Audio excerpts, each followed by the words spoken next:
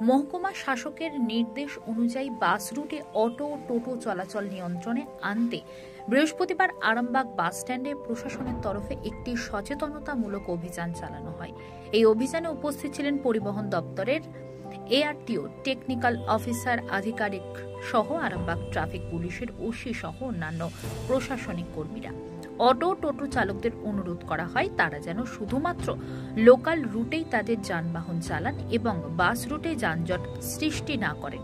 পরিবহন আধিকারিকদের বক্তব্য অনুযায়ী বাস রুটে অতিরিক্ত অটো ও টোটো চলাচলের ফলে সাধারণ যাত্রীদের অসুবিধা হচ্ছে এবং যানজট বাড়ছে, সেই সাথে পথ দুর্ঘটনা।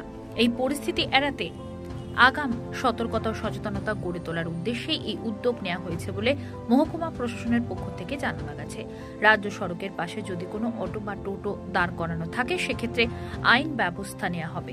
প্রশাসনের এই উদ্যোগকে সাধারণ মানুষ ও স্থানীয় বাস চালকরাও স্বস্তি প্রকাশ করেছেন। দেখুন বিস্তারিত।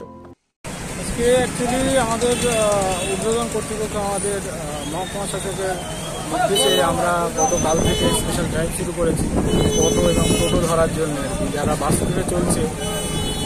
তো গতকাল গিয়েছিলাম আমরা পাণ্ডুগ্রাম হয়ে ওই যে মায়াপুরের রাস্তা ওটাতে।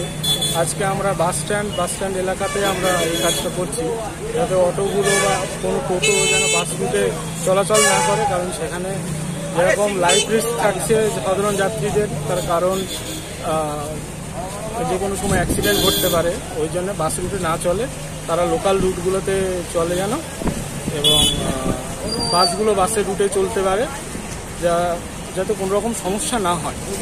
সেই জন্য আমরা প্রত্যেকটা আজকে সচেতন করেছি।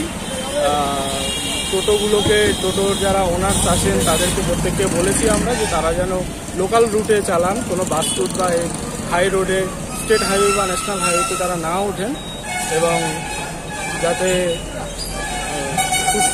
সুষ্ঠুভাবে সব পরিচালনা হয় এবং আপনার হতাহতের কোনো রকম খবর না আসে, সেই জন্যই সবাইকে সচেতন করা হয়েছে।